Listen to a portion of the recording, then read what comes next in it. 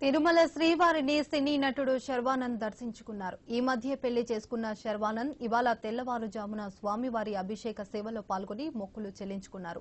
దర్శనం అనంతరం వీరికి ఆలయ రంగనాయకుల మండపంలో వేద పండితులు వేద ఆశీర్వాదం అందించగా ఆలయ అధికారులు పట్టు వస్త్రాలతో సత్కరించి స్వామివారి తీర్థ ప్రసాదాలు అందజేశారు.